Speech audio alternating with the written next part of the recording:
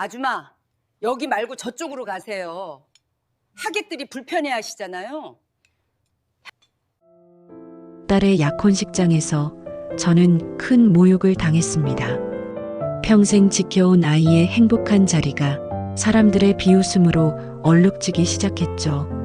끝까지 맞설 것인지 아니면 침묵할 것인지 저는 어떤 선택을 해야 했을까요? 저는 식당에서 평생을 보냈습니다. 솥뚜껑에 튄 기름 자국, 손끝에 깊게 박힌 굳은 살, 그리고 매일 벗어도 지워지지 않는 음식 냄새. 남들은 땀내 나는 일이라며 손사래를 쳤지만 제겐 그것이 자랑이었습니다. 내 손끝에서 나온 음식으로 사람들의 허기를 채우고 그들이 웃으며 젓가락을 내려놓는 순간 그것이 곧 제 삶의 의미였으니까요. 오늘은 제 딸이 약혼식을 올리는 날이었습니다. 아침부터 식장에 들러 여기저기 챙기며 주방에 서 있었죠. 하얀 앞치마에는 국물 얼룩이 묻어 있었고 손끝에는 파 송송 썬 냄새가 아직도 배어 있었습니다. 직원들이 놀라며 제 쪽을 보았습니다. 사장님, 오늘은 손님이시잖아요. 그냥 앉아 계셔야죠. 괜찮아요. 몸이 근질근질해서요. 내 딸이 먹을 음식인데 내가 조금이라도 손본 게 마음이 놓이지요. 그렇게 웃으며 앞치마를 정리하고 홀로 걸어 나왔습니다. 식장은 화려했습니다. 크리스털 샹들리에가 천장에서 반짝였고 하객들은 향수 냄새를 풍기며 오고 갔습니다. 그러나 제 몸에서는 기름 냄새와 양파 썰던 냄새가 희미하게 풍겼을 겁니다. 그 차이가 갑자기 크게 느껴졌습니다. 그 순간이었습니다. 신랑 쪽 친척으로 보이는 여인들이 절 흘겨보며 속삭였습니다. 어머, 저 사람 앞치마 차림으로 여기 왜 와? 식당 일꾼이 무슨 낯짝으로 약혼식장까지 기웃거려? 하긴 그 집안이 뭐 대단하겠어. 체면도 모르고 참 딱하다. 순간 발걸음이 굳었습니다. 얼굴이 화끈 달아올라 땀이 송골송골 맺혔지만 모른 척 지나치려 했습니다. 그러나 그중 한 사람이 대놓고 제 쪽을 향해 말했습니다. 저기요. 여긴 약혼식장이에요. 음식 나르는 분은 저쪽으로 가셔야죠. 찰나의 정적이 식장을 덮쳤습니다. 사람들의 시선이 한순간에 제게 쏠렸습니다. 딸아이도 사위 될 사람도 모두 당황한 눈빛으로 저를 바라보았죠. 그 눈빛 하나하나가 내 가슴에 날카롭게 꽂혔습니다. 저는 간신히 미소를 지으며 고개를 숙였습니다. 죄송합니다. 방해할 생각은 없었어요. 그냥 제 딸이 잘 있는지 보러 나온 것뿐입니다. 하지만 그들의 비웃음은 멈추지 않았습니다. 꺼봐, 역시 티가 나잖아. 아무리 꾸며도 본 모습은 못 속이지. 우리 집안이랑은 급이 너무 다르네. 참 창피하다. 그 말들이 불에 달군 쇳덩이처럼 귀에 꽂혔습니다. 가슴속에서는 뜨거운 무언가가 치밀어 올랐습니다. 그러나 바로 앞에서 어깨를 떨며 고개 숙인 딸의 모습이 보였습니다. 눈가가 젖어 있었고 두 손은 의자 밑에서 꼭 쥐어져 있었습니다. 괜찮다. 내가 울면 엄마가 더 아프다. 내가 조금 더 삼키면 되지 않겠니? 저는 손에 쥔 앞치마를 꼭 움켜쥐었습니다. 음식 냄새가 배어있던 그 천 조각이 오늘따라 유난히 무겁게 느껴졌습니다. 그 무게가 모욕의 무게였는지 아니면 꼭 눌러 참아야 할 제 결심의 무게였는지 스스로도 알 수 없었습니다. 잠시 후 식장은 분주해지며 사람들의 시선이 다른 곳으로 쏠렸습니다. 저는 홀 한쪽 커튼 뒤편에 몸을 숨기듯 서 있었습니다. 손바닥에는 앞치마를 움켜쥔 자국이 깊게 남아 있었고 아직도 땀에 젖은 천이 축축했습니다. 그때 딸이 조심스레 제 옆으로 다가왔습니다. 엄마, 낮게 떨리는 목소리였습니다. 눈가에는 이미 눈물이 맺혀 있었고 긴장한 탓인지 립스틱이 묻은 입술이 미세하게 흔들리고 있었습니다. 아이가 들고 있던 포크가 접시 위에 떨어지며 작은 소리가 났습니다. 그 순간 제 심장도 같이 내려앉는 듯 했습니다. 저는 애써 미소를 지으며 고개를 저었습니다. 괜찮아, 지영아. 이런 자리는 원래 말들이 오가는 법이지. 신경 쓰지 마라. 그러나 딸은 고개를 세차게 저었습니다. 아니에요, 엄마 때문에. 아니, 내가 엄마를 이렇게 만든 거예요. 나 때문에 엄마가 창피하게 된 거예요. 뚝뚝. 눈물이 떨어져 흰 드레스 위에 작은 얼룩을 만들었습니다. 그 얼룩이 번져가는 걸 보는 순간 제 가슴은 칼로 도려내듯 저려왔습니다. 저는 손등으로 아이의 눈물을 닦아주었습니다. 그 손끝에는 여전히 파 냄새, 국물 냄새가 묻어 있었지요. 그 흔한 냄새가 왜 그 순간은 더 따뜻하게 느껴졌는지 저도 알 수 없었습니다. 내가 무슨 잘못이 있니? 너는 그저 사랑하는 사람과 결혼하려는 것 뿐이잖아. 잘못한 건 겉모습만 보고 판단하는 저쪽이지. 딸은 울먹이며 제 손을 꼭 잡았습니다. 그 손이 차갑게 식어 있었고 미세하게 떨렸습니다. 엄마, 그냥 돌아가요. 나 혼자 할게요. 엄마가 이런 모욕까지 받으면서 여기 있을 필요 없어요. 그 말을 듣는 순간 제 속에서 번쩍 불꽃이 튀듯 일어났습니다. 돌아간다고? 물러난다고? 아니었습니다. 오늘만큼은, 내 아이의 앞길만큼은 절대로 아무에게도 짓밟히게 두지 않겠다고 마음을 다잡았습니다. 저는 아이의 손을 다시 꼭 붙잡고 낮고 단단한 목소리로 말했습니다. 지영아, 너만큼은 행복해야지. 내 손이 아무리 거칠어도 내 앞길만큼은 반짝이게 지켜줄 거다. 그러니 울지 마라. 아이의 어깨가 흐느낌과 함께 제 품으로 파고들었습니다. 그 작고 떨리는 어깨를 감싸 안으며 저는 깨달았습니다. 숨을 때가 아니라는 것을. 평생 식당에서 일하며 몸에 밴 굴욕과 땀 냄새. 그것들이 오늘은 내 무기가 되어야 한다는 것을. 저는 앞치마 끈을 다시 단단히 메었습니다. 천 조각이 땀에 젖어 무겁게 내려앉았지만 제겐 그것이 방패이자 깃발이었습니다. 오늘만큼은 그 앞치마로 내 아이를 지켜내리라 속으로 굳게 다짐했습니다. 식장은 화려한 조명과 음악으로 가득했습니다. 샹들리에 불빛이 와인잔에 반사되어 반짝였고 곳곳에서 웃음소리가 터졌습니다. 그러나 그 웃음은 제 귀에만 유독 거슬렸습니다. 마치 뾰족한 비수가 되어 심장을 찌르는 것 같았습니다. 저는 홀 뒤편 구석자리에 앉아 조용히 숨을 죽이고 있었습니다. 손바닥은 여전히 땀에 젖어 있었고 무릎 위에 올려둔 손은 미세하게 떨리고 있었습니다. 혹시라도 떨림이 들킬까 두려워 손가락을 꼭 맞잡아 눌렀습니다. 그때 신랑 쪽 어른들이 모여 앉아 주고받는 대화가 귀에 또렷이 들어왔습니다. 예단은 제대로 준비했겠지? 그럼 우리 아들 장가 보내는데 체면이 있지 않나? 그런데 신부 쪽에서 뭘 해올 수나 있겠어? 식당에서 일하는 집안이라는데. 낄낄거리는 웃음소리가 섞였습니다. 괜히 기대했다가 실망하면 곤란하지.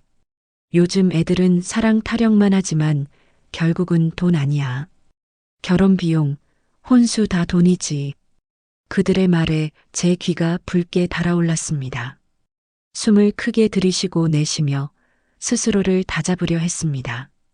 그 순간 신랑이 조심스레 말을 꺼냈습니다. 어머니, 아버지 사실 지영이랑 저는 돈 때문에 결혼하려는 게 아니에요. 저희가 서로 사랑해서.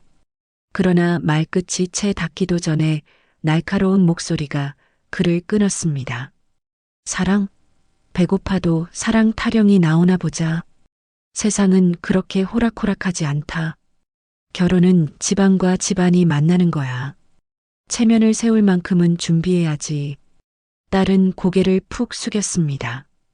흰 드레스 위로 긴 머리카락이 흘러내렸고 그 어깨는 움츠러들어 점점 더 작아 보였습니다.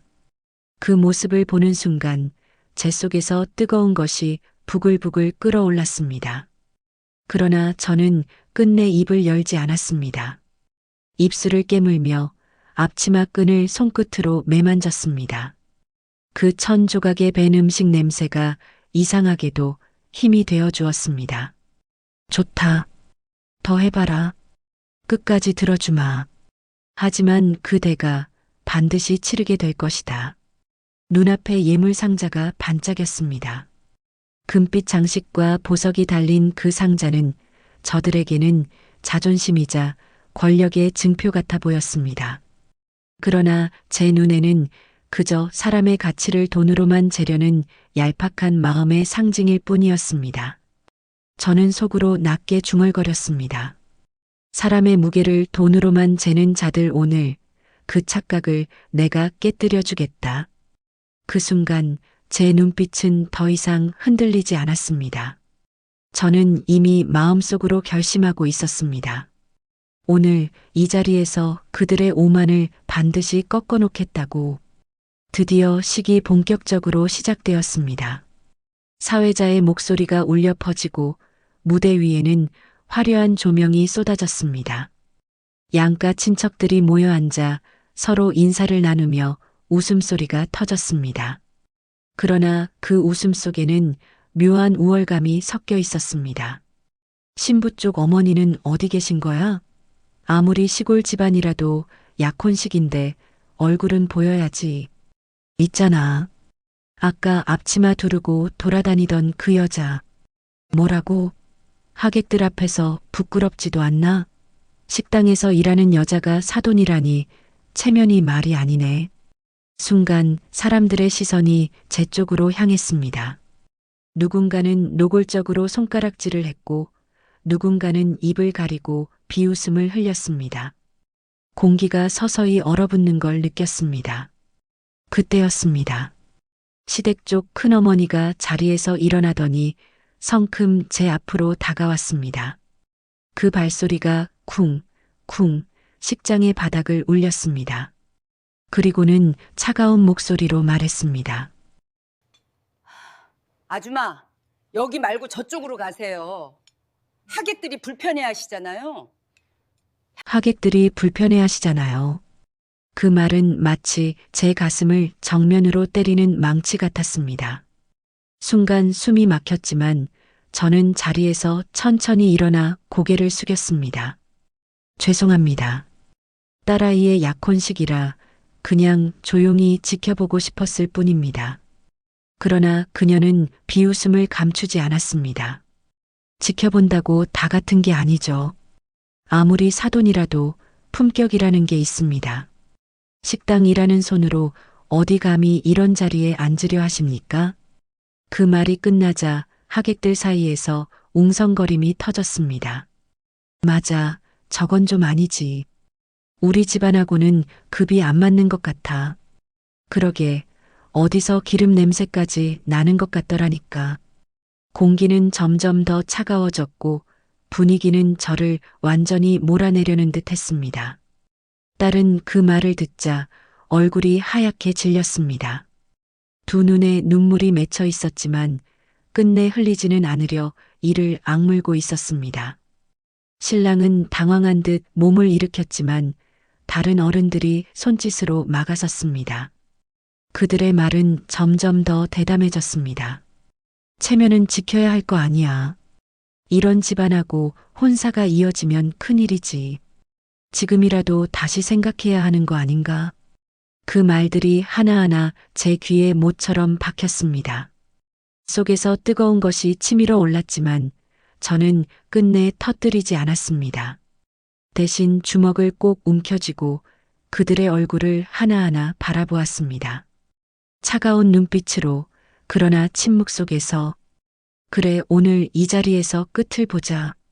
너희가 쏟아낸 모욕 내가 반드시 돌려줄 것이다. 그리고 바로 그 순간 식장 문이 거칠게 열리며 낯선 발자국 소리가 울려 퍼졌습니다. 모두의 시선이 그곳으로 쏠렸습니다. 식장 안은 아직 싸늘한 기류로 얼어붙어 있었습니다. 큰어머니의 모욕 섞인 말이 공기 중에 남아 하객들은 서로 눈치를 보며 웅성거리고 있었습니다. 딸은 고개를 숙인 채 흘러내리는 눈물을 손등으로 몰래 훔쳤습니다. 그때였습니다. 쾅!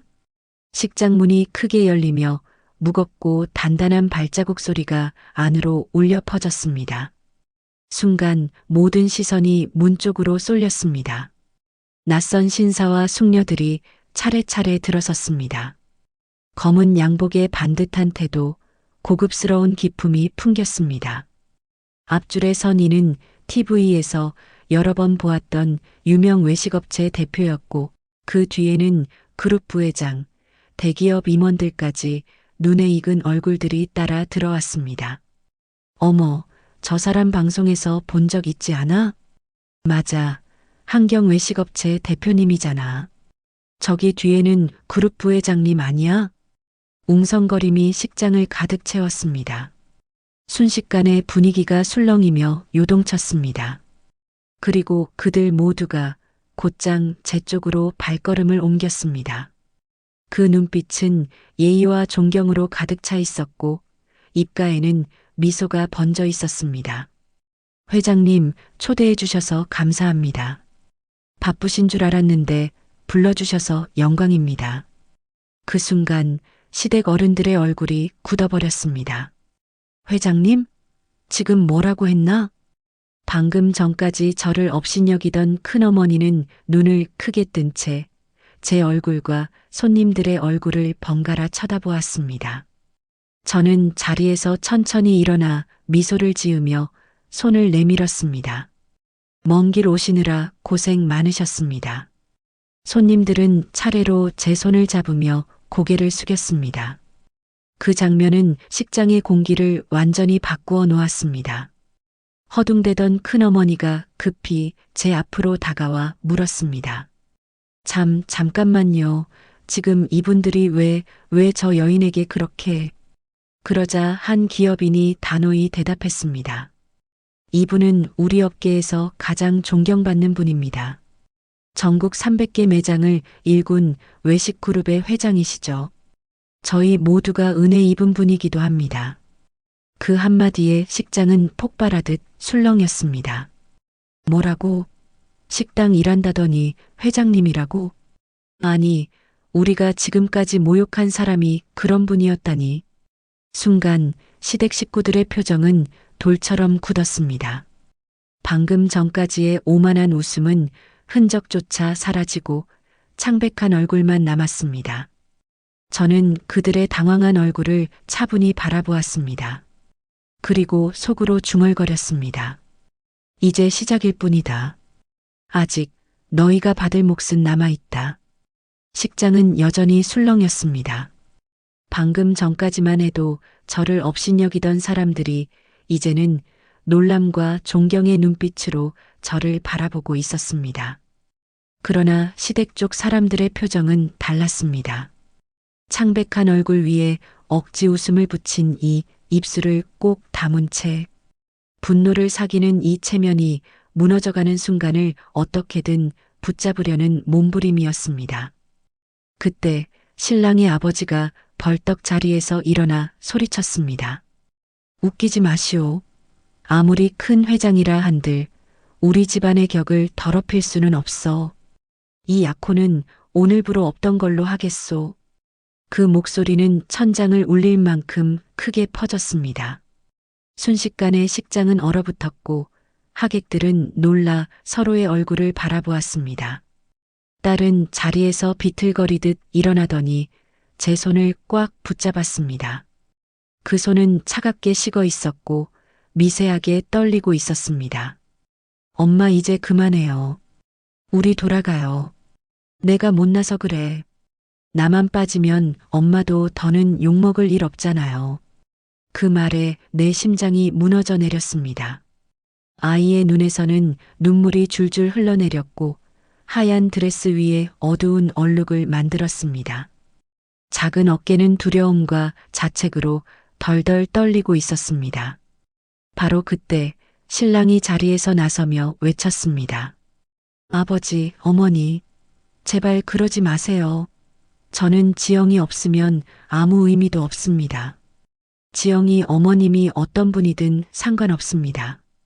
저는 사랑하는 사람과 함께하고 싶을 뿐입니다. 그러나 시댁 어른들은 차갑게 고개를 저었습니다. 너 아직 철이 없구나. 결혼은 내 마음대로 하는 게 아니다. 우리 가문이 수십 년 쌓아온 명예를 한순간에 무너뜨릴 순 없어. 맞습니다. 체면이 말이 아니지 않습니까? 그들의 목소리는 점점 더 단호하고 냉혹해졌습니다. 그리고 마침내 신랑의 어머니가 결정을 내리듯 선언했습니다. 이 자리에서 말하겠습니다. 오늘 약혼은 취소입니다. 그 순간 식장은 숨조차 멈춘 듯 조용해졌습니다. 잔을 내려놓는 소리, 옷자락 스치는 소리마저 크게 들릴 만큼의 정적. 모두가 숨죽이며 이 상황을 바라보고 있었습니다. 딸은 주저앉아 흐느끼며 제품에 얼굴을 묻었습니다. 엄마 미안해. 내가 엄마를 이런 수모 속에 세워놓고도 아무것도 못해서. 저는 아이를 끌어안았습니다. 그 떨리는 어깨, 차가운 뺨이 제 가슴에 와닿는 순간 눈물이 치밀어 올랐습니다. 그러나 끝내 흘리진 않았습니다. 대신 아이의 귀에 속삭였습니다. 울지 마, 지영아. 아직 끝난 게 아니다. 내 곁을 지켜줄 사람은 언제나 내 엄마니까. 내 가슴 속에서 불길 같은 결심이 치솟았습니다. 눈빛은 이미 시댁 사람들을 향해 날카롭게 타오르고 있었습니다. 이제 더는 물러서지 않으리라. 딸을 끌어안고 있던 제 눈빛은 더 이상 흔들리지 않았습니다. 그래, 이제는 말할 때다. 내가 어떤 사람인지, 이 아이가 어떤 집안의 딸인지. 저는 천천히 자리에서 일어섰습니다. 앞치마 끈을 풀어 의자 위에 조용히 내려놓으며 차분히 입을 열었습니다. 맞습니다. 저는 평생 식당에서 일한 여자입니다. 국물 냄새가 옷에 배고 손끝에 굳은 살이 박히도록 일하며 살아왔습니다. 하지만 여러분이 몰랐던 게 하나 있습니다. 순간 식장의 공기가 바뀌었습니다. 하객들이 숨을 죽였고 시댁 어른들의 얼굴에는 긴장과 비웃음이 교차했습니다. 저는 단순히 식당만 지킨 게 아닙니다. 전국 300개 매장을 운영하는 외식 그룹의 회장입니다. 지금 이 자리에 오신 분들은 모두 저와 함께 길을 걸어온 동료이자 업계의 대표들이죠. 그 순간 앞줄에 앉아있던 기업인들이 자리에서 일어나 고개를 숙였습니다. 회장님 말씀이 사실입니다. 이분이 아니었다면 우리 업계 절반은 이미 무너졌을 겁니다. 저희가 지금 이 자리에 있는 건 모두 이분 덕분입니다. 식장은 술렁였습니다. 경애와 놀라움, 존경의 눈빛이 쏟아졌습니다. 그러나 시댁 어른들은 여전히 고집을 꺾지 않았습니다. 신랑의 아버지가 이를 악물고 외쳤습니다. 그렇다 한들 우리 가문의 체면을 더럽힐 수는 없어. 돈 몇 푼 많다고 우리가 고개 숙일 줄 아시오? 저는 담담히 대답했습니다. 돈 몇 푼? 제가 가진 건 돈이 아닙니다. 사람들의 신뢰와 수십 년의 땀입니다. 그런데 당신들은 그 모든 것을 앞치마 하나로 무시했지요. 그때 식장 구석에서 기자 몇 명이 조심스레 카메라를 들었습니다. 서로 몸을 기울여 속삭이는 소리가 귀에 스쳤습니다. 방금 발언 다 녹음에 들어갔지? 응. 이건 기사화가 불가피해. 그 짧은 대화가 퍼지자 시댁 어른들의 얼굴이 순식간에 하얗게 질렸습니다. 누군가는 변명하듯 중얼거렸습니다. 그건 오해요. 우리가 그런 뜻으로 한 말은. 하지만 이미 늦은 뒤였습니다. 모든 하객이 지켜보는 가운데 그들의 체면은 완전히 무너져 내리고 있었습니다. 저는 더 이상 화를 내지도 않았습니다. 그저 딸의 손을 꼭 잡고 조용히 속삭였습니다. 지영아, 내 앞길을 부끄럽게 만든 건 내 엄마가 아니다. 진정으로 부끄러운 건 사람을 업신여긴 저들이야. 그 말에 지영의 눈에 눈물이 맺혔지만 이번에는 슬픔이 아니라 안도와 자부심이었습니다. 식장은 무겁게 가라앉았고 그 속에서 시댁 집안은 점점 더 작아져 갔습니다. 그날 약혼식은 더 이상 이어질 수 없었습니다. 시댁 식구들은 체면을 잃은 채 허둥지둥 자리를 정리하더니 마치 도망치듯 식장을 빠져나갔습니다. 화려한 의상도 높이 치켜 세웠던 고개도 더 이상 힘을 잃고 있었습니다. 얼마 지나지 않아 언론의 기사들이 잇따라 실렸습니다. 명문가라던 가문, 약혼식 자리서 신부 집안 모욕하다 파문. 겉모습만 보고 사람 판단한 오만, 업계에서 완전 퇴출. 몇십 년 동안 쌓아온 이름이 하루아침에 무너져 내렸습니다. 오만과 편견의 대가는 생각보다 훨씬 빨리 찾아왔습니다. 모든 소동이 끝난 뒤 저는 딸과 단둘이 근처 국밥집에 앉았습니다. 화려한 샹들리에 대신 허름한 형광등, 불빛 아래 김이 모락모락 피어오르는 국밥 한 그릇을 사이에 두고 마주했습니다. 지영은 여전히 눈가가 붉게 젖어 있었습니다. 엄마 나 때문에 이런 고생을 하셨어요. 나 결혼 같은 건 안 해도 돼요. 엄마만 있으면 돼. 저는 젓가락을 내려놓고 아이의 손을 꼭 잡았습니다. 그 손은 아직도 차가웠지만 조금씩 힘을 되찾고 있었습니다. 지영아, 결혼은 누구를 위해 하는 게 아니란다. 내가 진심으로 사랑하는 사람과 함께할 수 있다면 그것만으로 충분하다. 오늘 일 때문에 내 앞길이 막히게 두진 않을 거야. 지영은 울먹이며 제 어깨에 얼굴을 묻었습니다. 그 체온이 제게 전해져 오는 순간 세상 어떤 부귀영화보다 값진 행복이 제 가슴에 차올랐습니다. 내 인생은 화려하지 않았습니다.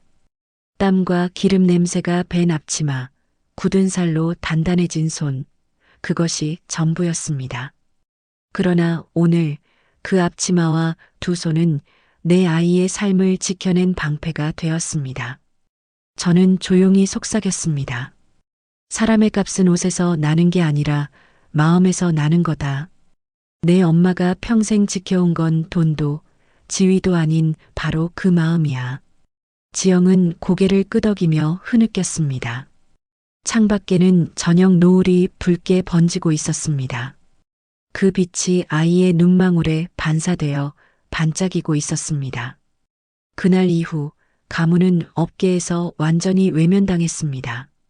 겉으로는 화려했지만 속은 비어있던 이름이었음을 세상은 금세 알아차렸습니다. 반면 지영은 당당하게 자기 길을 걸어갔습니다. 흔들림 없는 걸음, 고개 숙이지 않는 눈빛으로. 그리고 저는 여전히 앞치마를 두르고 주방에 섰습니다. 겉으로는 굳은 살 박힌 손으로 밥을 짓는 평범한 어머니였지만 제 마음속에서는 누구보다 부유한 사람이었습니다. 왜냐고요? 제 곁에는 세상 그 무엇과도 바꿀 수 없는 딸의 웃음이 있었으니까요.